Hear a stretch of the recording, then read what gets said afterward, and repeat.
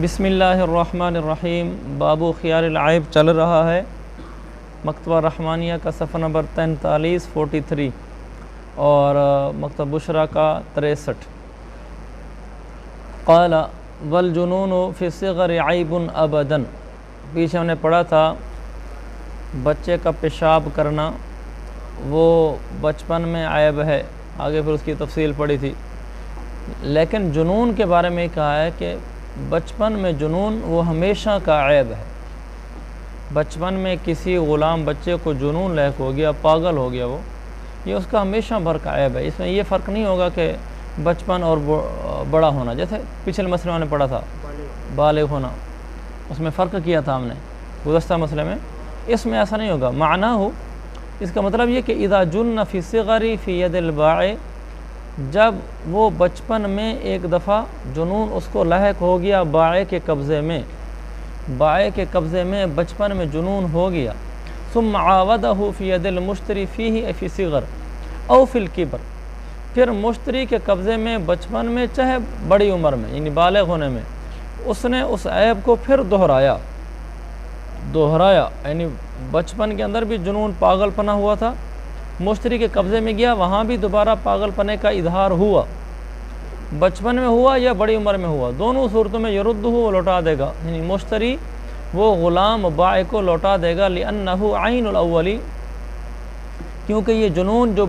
بالغ ہونے کے بعد ظاہر ہوا ہے یہ بعین ہی وہی پہلے والا جنون ہے، عین الاول، کیونکہ یہ عیب وہی پہلے والا، بعین ہی وہی پہلے والا ہے، یعنی جو جنون اس کو پہلے ہوا تھا یہ بعین ہی وہی جنون ہے۔ ہم نے وہاں پیچھے کہا تھا نا جو پیشاب کرنا تھا وہ بچپن والا پیشاب کرنا اور ہے، اور بالغ ہونے کے بعد پیشاب کرنا والا پیشاب کرنا وہ اور ہے۔ یہاں کہنا یہ ایسا نہیں ہے،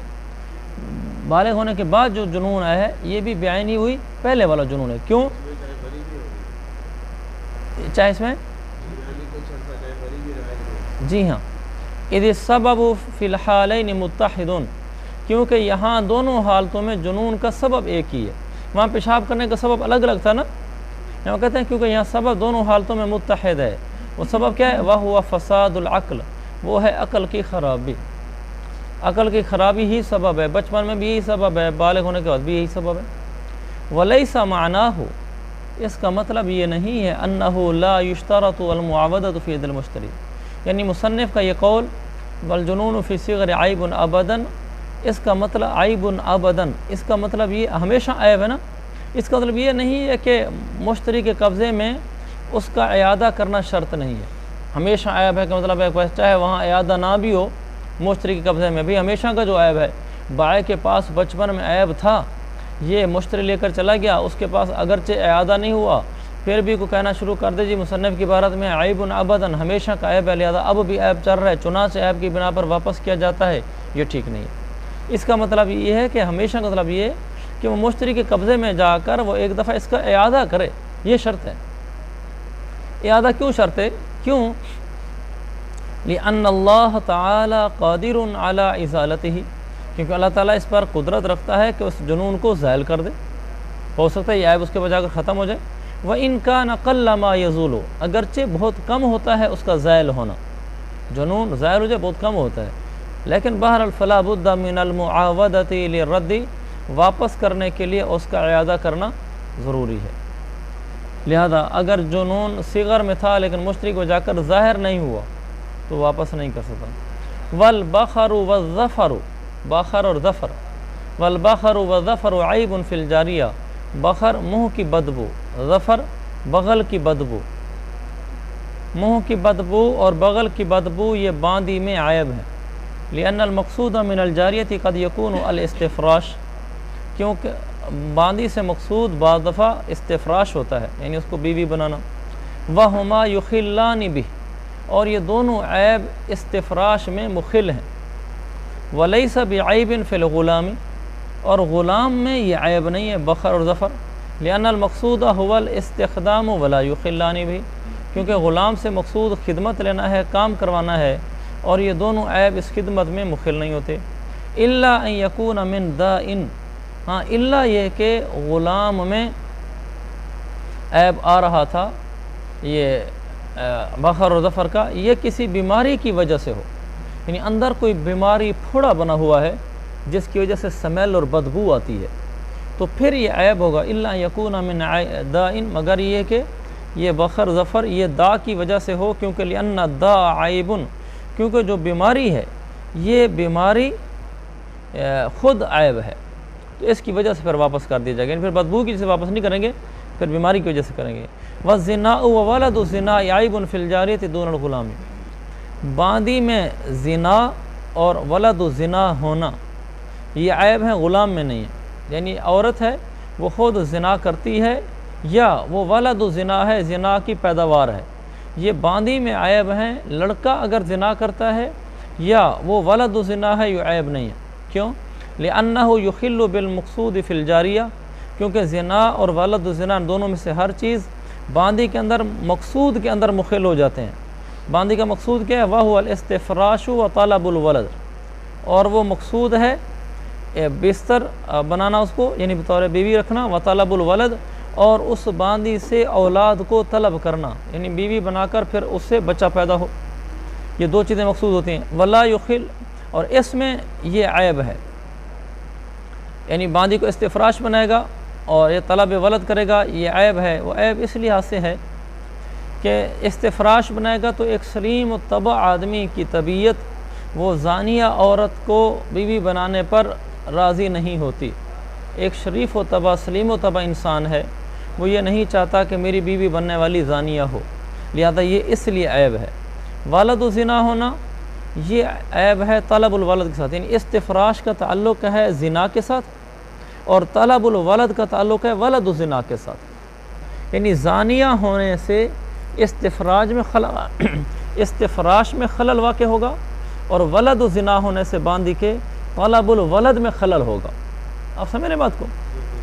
ولد زنا ہونے سے طلب الولد، زنا ہونے سے استفراش میں خلل میں نے بتا دیا، ایک سلیم آدمی کی طبیعت ایک زانیہ عورت کو استفراش بنانے کے لیے تیار نہیں ہوتی۔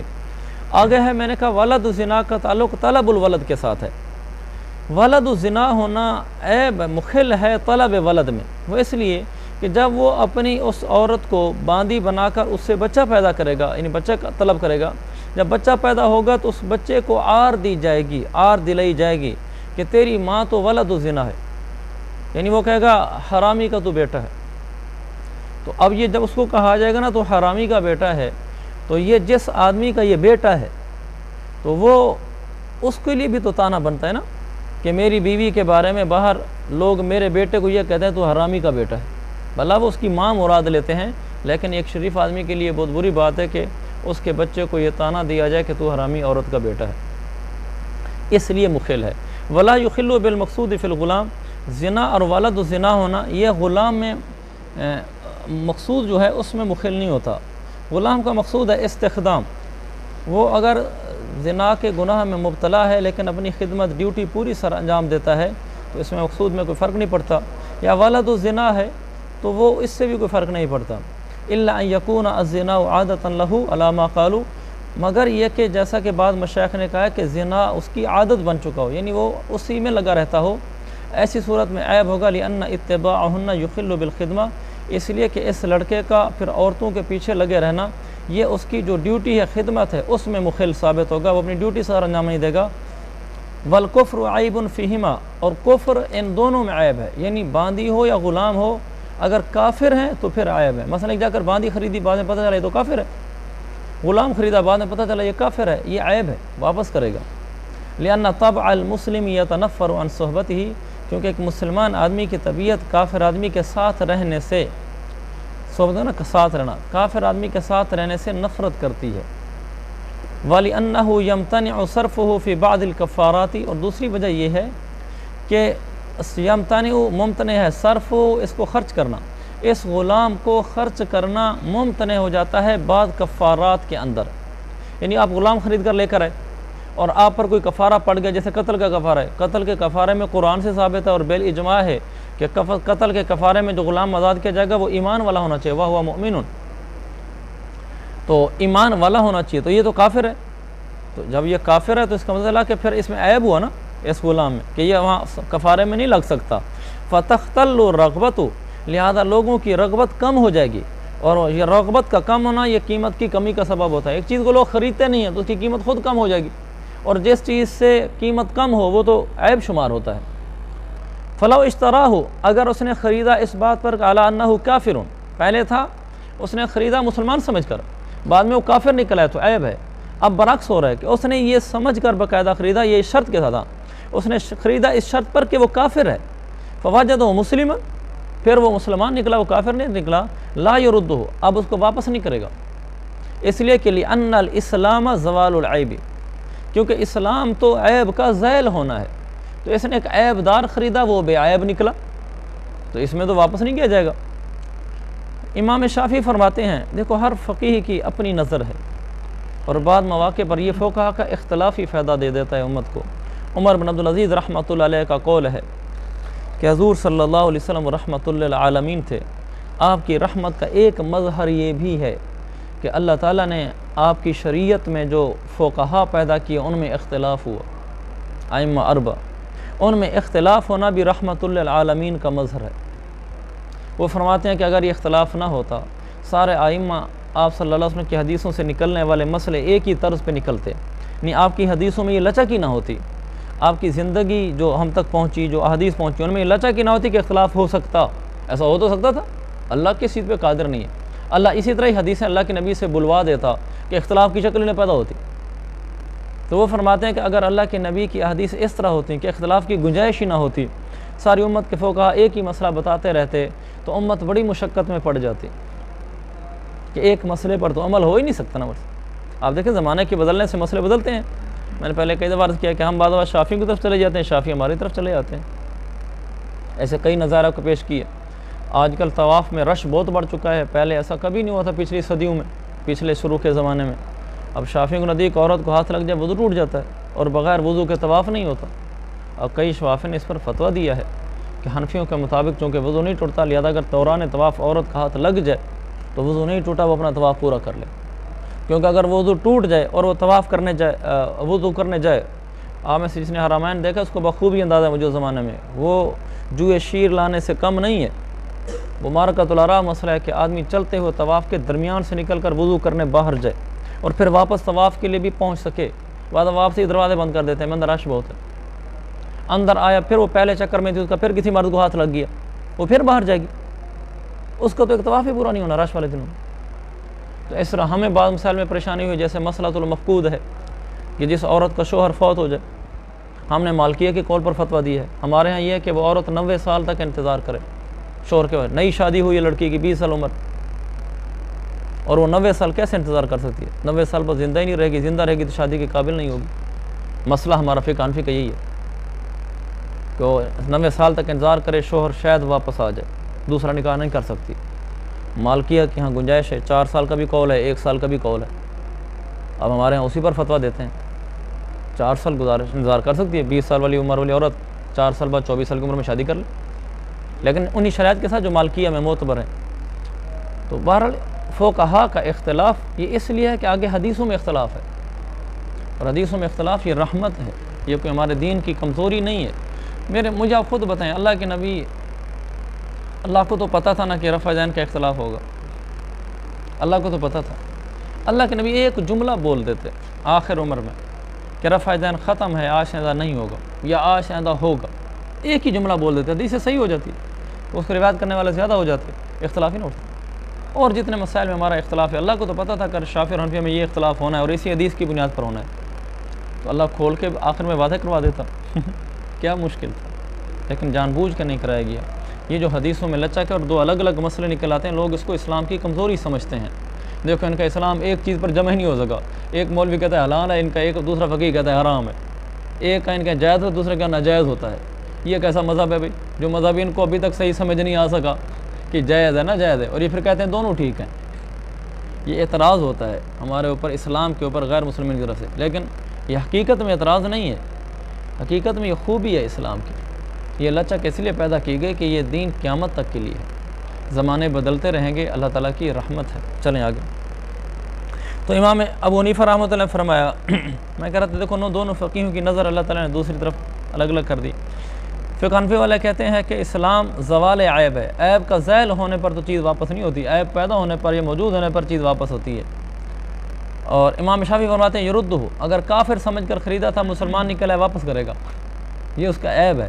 ان کی بات بھی ایک لحاظ سے ٹھیک ہے، وہ فرماتے ہیں لأن الکافر یستعمل فیما لا یستعمل فیہ المسلم، کیونکہ کافر تو وہاں استعمال کر لیا جاتا ہے جہاں جہاں مسلمان استعمال نہیں کیا جاتا۔ اس نے تو کافر خریدا ہی اس نیت سے تھا، اشتراہ علی انہ کافر، نے نا اس شرط پر خریدا کہ کافر ہے، کہ کافر غلام وہاں استعمال ہو جاتا ہے جہاں مسلمان نہیں ہوتا، تو اس لیے اس نے کافر خریدا۔ مثلا گھٹیا حقیر کا، گٹروں کی صفائی، بیت الخلاؤں کی صفائی،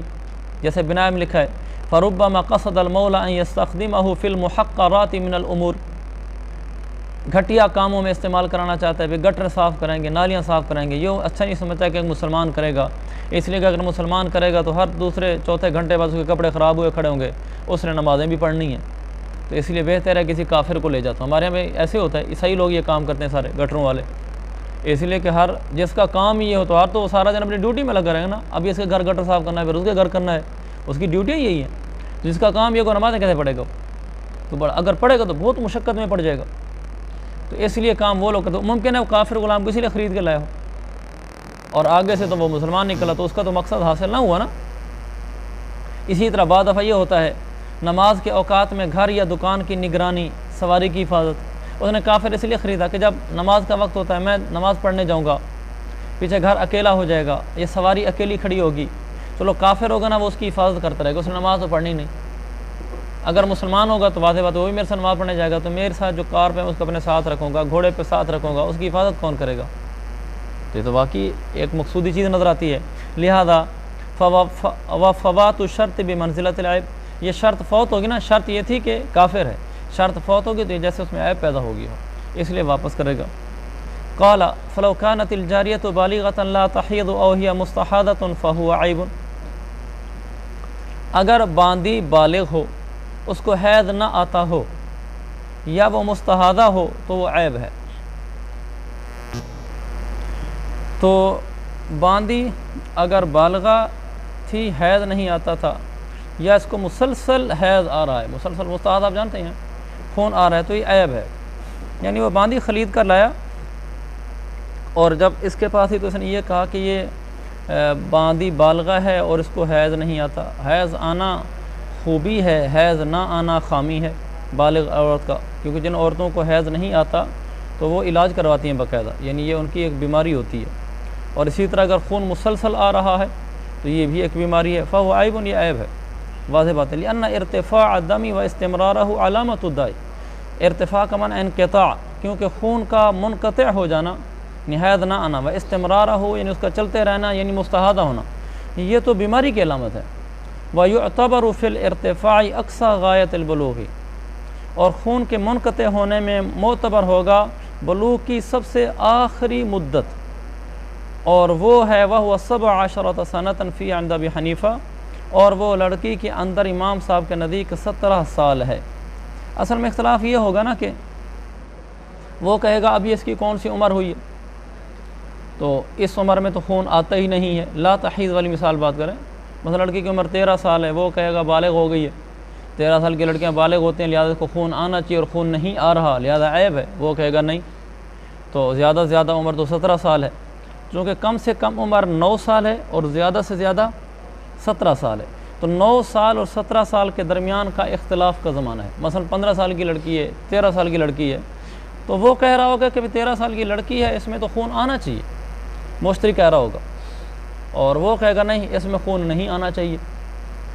تو لہذا عیب نہیں ہے۔ تو اب اس میں کون سی مدت معتبر ہوگی، 9 سال والی یا 17 سال والی؟ تو امام صاحب کا نزدیک جو سب سے آخری قول ہے نا، امام صاحب کا نزدیک جو قول ہے نا بلوغ کی سب سے آخری مدت وہ ہے 17 سال، لہذا 17 سال کی عمر ہو گئی، اب بھی خون نہیں آ رہا تو اب عیب ہوگا، اس سے پہلے اگر خون نہیں آ رہا تو وہ عیب شمار نہیں ہوگا۔ سمجھیں اس بات کو؟ وَيُعْرَفُ ذَلِكَ بِقَوْلِ الْأَمَةِ، اب یہ پتہ کیسے چلے گا کہ اس کو خون آتا ہے یا خون زیادہ آتا ہے، مستحاضہ ہے، یا اس کو حیض آتا ہی نہیں ہے؟ یہ بات تو ایسی ہے نا کہ اس سے تو کوئی پتہ نہیں چل سکتا، یہ تو مخفی چیزوں میں سے ہے۔ یعرف ذالک بقول الامتی یا ذالک مشارون ہے ارتفاع اور استمرار، یہ ارتفاع اور استمرار یہ پہچانے جائیں گے باندی کے ہی قول سے، جو باندی خرید کے لے گی وہی کہے گی کہ مجھے حیض نہیں آتا، اور وہی کہے گی کہ میں مستحاضہ ہوں، اسی کے لحاظ سے پتہ چلے گا اور آگے دعویٰ چلے گا، اس لیے کہ یہ باندی کا کسی کو پتہ نہیں چل سکتا، لہذا اسی کا قول لیا جائے گا۔ فتردو، لہذا باندی نے جب یہ کہہ دیا کہ میں غیر حائضہ ہوں یا مستحاضہ ہوں تو باندی واپس کر دیے گی۔ اذا انضم الیہ نقول البائع، لیکن اس وقت واپس کی جائے گی جب انضم الیہ، اس باندی کے قول کے ساتھ مل جائے، الی قول العامہ، باندی کے قول کے ساتھ مل جائے نقول البائع، بائع کا قسم سے اعراض کرنا، قبل القبض و بعدہ وصحیح، چاہے وہ قبضہ سے پہلے ہو یا قبضے کے بعد ہو، یہی صحیح قول ہے۔ یعنی باندی خرید لی، باندی پر ابھی قبضہ کیا تھا یا باندی پر ابھی قبضہ نہیں کیا تھا، یہی صحیح قول ہے کہ قبضے سے پہلے اور قبضے کے بعد دونوں کا ایک ہی حکم ہے جو بیان ہو رہا ہے، وہ یہ حکم ہے فترد اذا انضم الیہ نقول البائع، باندی نے کہا کہ مجھے خون نہیں آتا، میں غیر حائضہ ہوں، تو اس صورت میں بائع سے قسم لی جائے گی، کیونکہ مشتری سے گواہ نہیں لیے جا سکتے۔ کس سے گواہ نہیں لے جائیں گے؟ بائع سے، بائع سے گواہ نہیں لیے جائیں گے، کسے؟ مشتری سے، مشتری سے گواہ ہوں گے نا۔ دیکھو جب مشتری نے کہا بائع کو کہ یہ میری باندی کہہ رہی ہے کہ مجھے حیض نہیں آتا، تو اس صورت میں گواہ کس سے لیے جائیں گے؟ تو مشتری گواہ پیش کرے گا، لیکن واضح بات ہے وہ اس بات پر گواہ کیسے لے جا سکتے ہیں کہ اس عورت کو حیض نہیں آ رہا، تو اس بات پر چونکہ گواہ لائے نہیں جا سکتے، لہذا جب باندی کہہ دے گی کہ مجھے حیض نہیں آتا تو اب دعویٰ سنا جائے گا، یہ نا توجہ الیہ الخصومۃ، تو کہیں حاشیے میں لکھا ہوا ہے، حاشیہ نمبر 18 وہ صحیح ہو، لأن شہادت النساء فیما لا یطلع علیہ الرجال مقبولۃ فی توجہ الخصومۃ فقط، توجہ الخصومۃ مطلب مقدمے کی سماعت ہونا، کہ اب مقدمہ چلنا شروع ہو جائے گا عورت کے کہنے کے اوپر، مقدمہ جب چلے گا تو اس کا مطلب یہ ہوگا کہ باندی کہہ رہی حیض نہیں آتا لہذا عیب ہے، لیکن صرف اس کے یہ کہنے سے مقدمے کی سماعت تو ہو جائے گی، ٹھیک ہے مقدمہ چلو، لیکن اس سے یہ نہیں ہوگا کہ باندی واپس کر دیں گے، باندی واپس کرنے کے لیے وہی گواہ اور قسم والا نظام چلے گا، لیکن اس بات پر مشتری تو گواہ لا ہی نہیں سکتا، ممکن نہیں ہے کہ اس باندی کو حیض نہیں آتا، لہذا ایک ہی راستہ بچ جائے گا، وہ ہوگا بائع سے قسم لینا، اور اگر بائع قسم کھائے گا پھر تو مسئلہ بالکل آسان ہے، اور اگر بائع قسم نہیں کھائے گا تو پھر اس صورت میں باندی کو واپس کر دیا جائے گا، اور اگر بائع قسم کھا لے گا تو پھر باندی کو واپس نہیں دلایا جائے گا، اور اگر قسم نہیں کھائے گا باندی کو واپس دلا دیا جائے گا۔ یہ ہو گیا اس صورت میں جس صورت کے اندر دعویٰ یہ ہو رہا ہے مشتری کی طرف سے کہ اس کو حیض نہیں آتا، اور اگر مشتری کی طرف سے یہ دعویٰ ہو کہ نہیں اس کو حیض زیادہ آتا ہے، مستحاضہ ہے، تو پھر اس سے گواہ مانگے جائیں گے، اس لیے کہ حیض کا نہ آنا اس پر گواہ کیسے لیں گے؟ یہ تو نہیں ہو سکتا نا کہ آدمی مخفی سی چیز ہے اس پر گواہ نہیں لے جا سکتے، لیکن حیض کا مسلسل چلتے رہنا، عورت کے کپڑے خراب ہوتے رہنا، اس کا بیمار ہوتے رہنا، یہ چیز تو نظر آنے والی چیز ہے، یہ تو کوئی آنے والی چیز ہے، وہ تھی رکنے والی چیز، رکنے والی پر تو کچھ نہیں کہا جا سکتا، اور آنے والی چیز تو ایک نظر آنے والی چیز ہے، لہذا گھر میں کوئی ایک، حتیٰ کہ ہم لوگ ماؤں بہنوں کے ساتھ رہتے ہیں، اگر گھر کے اندر کوئی عورت ایسی ہو کہ اس کو ہر وقت ہی خون بہتا رہتا ہو تو اس کا گھر کے مردوں کو پتہ چل جاتا ہے کہ یہ ہماری بہن ماں کو یہ بیماری ہے کہ مسلسل ہی خون بہہ رہا ہے، مسلسل ہی خون بہہ رہا ہے، اس کو ڈاکٹر لے کے گئے ہیں، کپڑے سرخ ہو جاتے ہیں، ساری باتیں ایسی ہیں، خیر یہ چیز وہ نہیں ہے جو چھپنے والی ہو، لہذا یہ وہ چیز ہے جس پر گواہی مانگی جائے گی، اگر اس پر وہ گواہی پیش کر دی مشتری نے تو ٹھیک ہے، اسی کے حق میں فیصلہ ہو جائے گا،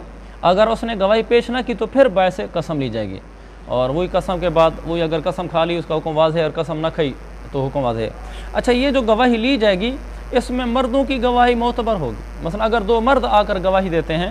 تو ان کی گواہی لی جائے گی، یہ نہیں کہا جائے گا کہ بھئی یہ تو معاملہ عورتوں کا ہے تو مرد کیسے گواہی دے رہے ہو، یہ وہ بات تھی جس کو میں نے ابھی دیکھنے کے لیے یہ فتح القدیر کھولی تھی اور کھولا تھا کفایہ۔ تو یہاں نیچے حاشیے میں بھی ہے، اس میں وہ لفظ آتا ہے شاہدہ، یہ دیکھو نا جو حاشیہ ہے نا اس پر قبل القبض کے اوپر، اس کی بالکل آخری سطر بخلاف ما اذا شاہدہ انہا مستحاضۃ، یہ حکم اس کے بارے میں ہے، لأن الاستحاضۃ ورود الدم، استحاضہ تو خون کا آنا ہے، رکنا نہیں ہے، لہذا فیطلع علیہ، اس پر تو اطلاع پائی جا سکتی ہے۔ اس کو میں دیکھ رہا تھا اس میں فتح القدیر میں، جیسے میں نے فتح القدیر کھولی تو اس نے فوراً کفایہ والا اس پر حاشیہ دے دیا کہ میں نے بھی لکھا ہوا ہے، تو کفایہ والا چونکہ تھوڑا مختصر لکھتا ہے اس لیے پھر میں نے کفایہ دیکھی، کفایہ کے اندر اس نے لکھا ہوا ہے، یہاں عبارت ہے پیچھے چل رہا ہے فَإِن شَهِدَ لِلْمُشْتَرِي شُهُودٌ عَلَى انقطاع الحیض عند الباع لم تقبل شہادتهم، اگر مشتری کے حق میں گواہ گواہی دے رہے ہیں جس کو خون نہیں آ رہا، یعنی حیض نہیں آ رہا، حیض منقطع ہو گیا ہے، تو بیع کے پاس بھی اس کو حیض نہیں آتا تھا، تو ان کی گواہی قبول نہیں کی جائے گی، بخلاف اس کے ما لا شہدوا علی کونہا مستحاضۃ، اگر وہ گواہی دیتے ہیں کہ وہ مستحاضہ ہونے کے اوپر، پھر ٹھیک ہے، لأن الاستحاضۃ ورود الدم، کیونکہ استحاضہ تو خون کا آنا ہے۔ تو اس سے معلوم ہو رہا ہے یہاں شاہدو کا لفظ ہے اور یہاں شاہدہ کا لفظ ہے، یعنی اگر مرد بھی آ کر گواہی دیتے ہیں کہ یہ عورت ایسی ہے جس پر اس کا استحاضہ چل رہا ہے، تو ایسی صورت میں ان کی گواہی کو قبول کر لیا جائے گا۔ اچھا آگے چلیں، وَإِذَا حَدَثَ عِنْدَ الْمُشْتَرِي عَيْبٌ، جب مشتری کے پاس ایک عیب پیدا ہوا، وَاطَّلَعَ عَلَى عَيْبٍ كَانَ عِنْدَ الْبَائِعِ، اور وہ پھر ایسے عیب پر بھی مطلع ہوا جو بائع کے پاس تھا۔ مثلا ایک آدمی بکری لے کر گیا اور زاہد مجھ سے بکری لے کر گیا، جب وہ گیا تو اس کے پاس ہی بکری کا پتہ چلا کہ میرے پاس بکری کی ٹانگ ٹوٹ گئی ہے، آج صبح گری ہے ٹانگ ٹوٹ گئی ہے،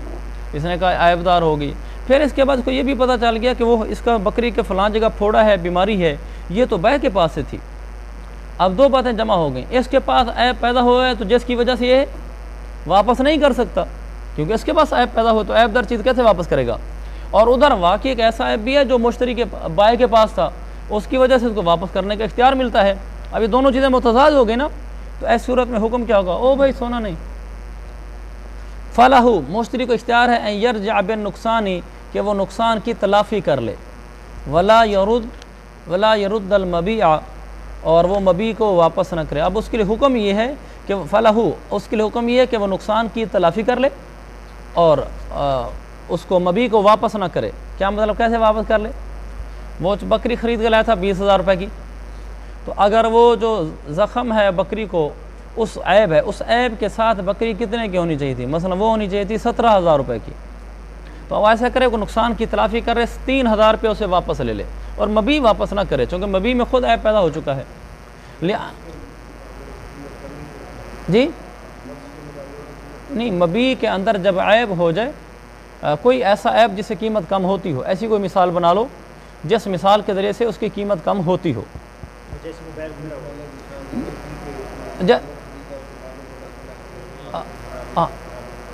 جی ہم اس لیے کہہ رہا ہوں کہ وہ مثال بنا لو جس مثال سے اس کے عیب میں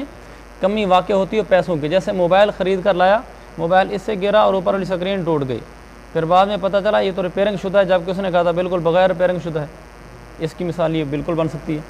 لأن فی الرد اضرارا بالبائع، کیونکہ بلکہ یہ موبائل والی مثال ہی بہتر ہے، اسی کو ہی لیا جائے۔ لأن حادثہ پیدا ہونا، مشتری کے پاس عیب پیدا ہوا، یہ اس کے پاس اگر موبائل گر گیا، موبائل لے کر آئے مشتری، اس کے پاس موبائل گرا اور اس میں سکرین ٹوٹ گئی، مشتری کے پاس گر گیا اور اس کے بعد میں پتہ چلا یہ اوپر شیشہ لگوانے کے لیے گیا، اس نے کہا جی آپ کا تو نیچے سے اندر بھی کھلا پڑا ہے موبائل آپ کا، تو اس پر عیب ایسا بھی ظاہر ہو گیا جو بائع کے پاس تھا، حالانکہ بائع نے کہا تھا بھی ٹھیک ٹھاک ہے، کوئی کھلا ہوا نہیں ہے، تو ایس صورت میں نقصان کی تلافی کر لے گا، مبیع واپس نہیں لے گا، یعنی موبائل اگر اندر سے کھلا ہو اس کی قیمت 3,000 روپے کم ہو جاتی ہے تو 3,000 روپے اسے واپس لے لے گا۔ لأن فی الرد اضرارا بالبائع، کیونکہ موبائل واپس کرنے میں بائع کو نقصان پہنچانا ہے۔ لأنہ خرج عن ملکہ سالما ویعود معیبا، کیونکہ مبیع اس کی ملک سے صحیح سالم نکلی تھی، اس عیب سے جو عیب مشتری کے پاس پیدا ہوئے، اس عیب سے تو سالم تھی نا،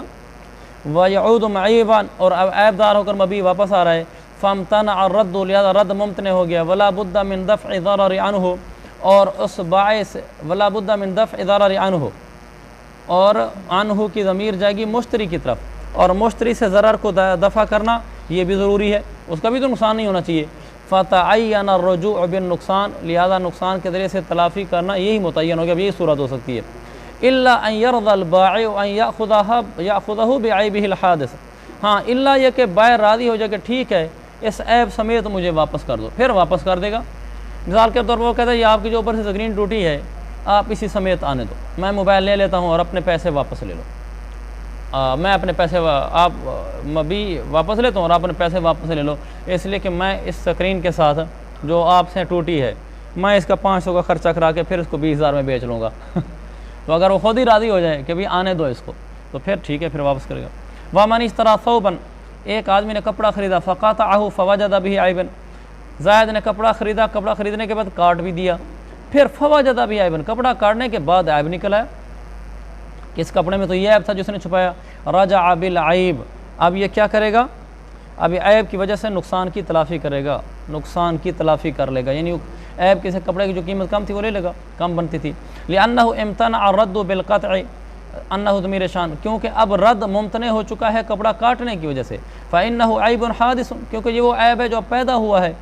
فالبائع یتضرر برده معیبا، اب بائع کو اگر یہ واپس کیا جائے تو بائع کو ضرر ہوگا، لہذا واپس تو نہیں ہو سکتا، رجوع نقصان ہوگا، نقصان کی وجہ سے تلافی کر لی جائے گی۔ فإن قال البائع انا اقبله كذلك، اگر بائع کہتا ہے میں اس کو اسی طرح قبول کر لیتا ہوں، کٹا ہوا کپڑا آنے دو، کوئی بات نہیں، کان لہ ذالک، اب بائع کو یہ حق حاصل ہوگا، کوئی ایسا کر سکتا ہے، وہ اپنا کٹا ہوا کپڑا واپس لے لے گا، جی دے دو میں یہی لے لیتا ہوں۔ لأن الامتناع لحقہ،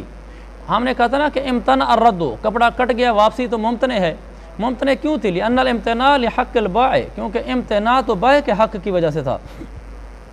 فاسقط حقہ، اس نے اپنا حق کو خود ساقط کر دیا، وقد رضی بہ ای بثوب المعیب، جیسا کہ بنائے میں لکھا ہے، بی کا مطلب بثوب المعیب، کیونکہ وہ خود عیب دار کپڑے پر راضی ہو گیا ہے۔ فإن باعہ المشتری لم یرج بشیء، اگر مشتری نے اس کٹے ہوئے کپڑے کو آگے بیچ دیا اور مشتری کو کاٹنے کے بعد علم بھی ہو گیا تھا کہ اس میں یہ عیب ہے، علم ہو گیا تھا، پھر بھی اس نے بیچ دیا آگے کپڑا، نہیں اس نے کپڑا کاٹا، کاٹنے کے بعد اس کو علم ہو گیا کپڑا عیب دار ہے، پھر بھی اس نے آگے بیچ دیا ہے، اب وہ رجوع نقصان نہیں کر سکتا۔ فإن باعہ المشتری، اگر مشتری نے اس کٹے ہوئے کپڑے کو آگے بیچ دیا تو لم یرج بشیء، اب بالکل رجوع نقصان نہیں کر سکتا، لأن رد غیر ممتنع برضاء البائع، کیونکہ اب تو رد ممتنع نہیں ہے بائع کی رضامندی کی وجہ سے، بائع سے مراد بائع اول ہے جو، لأن رد غیر، کیونکہ بائع کی رضا کی صورت میں واپسی ممتنع نہیں ہے، بائع راضی ہو جائے تو ایسی صورت میں اگر ہم رد کرنا چاہیں تو اب رد ممتنع نہیں ہے، کیا مطلب؟ کیونکہ بائع کپڑا واپس لینے پر راضی ہو بھی جائے تو بھی اس کپڑے کی واپسی نہیں ہو سکتی، واپسی نہیں ہو سکتی۔ فَيَصِيرُ هُوَ بِالْبَيْعِ حَابِسًا، لہذا مشتری اب آگے بیع کر دینے کی وجہ سے حابسًا للمبیع، مبیع کو روکنے والا ہوگا، یعنی یہ مشتری نے آگے بیع کر دی ہے تو بیع کے ذریعے سے گویا کہ یہ اب مبیع کو روکے بیٹھا ہے، جب یہ مبیع کو روکے بیٹھا ہے یعنی اب یہ آگے مبیع واپس نہیں کر رہا بائع کو، بائع تو کہہ رہا میری چیز مجھے واپس کرو، جیسی کیسی ہے واپس کرو، یہ تو واپس ہی نہیں کر سکتا، جب واپس نہیں کر سکتا فلا یرجع بالنقصان، اب یہ نقصان بھی واپس نہیں لے سکتا۔ فإن قطع الثوب،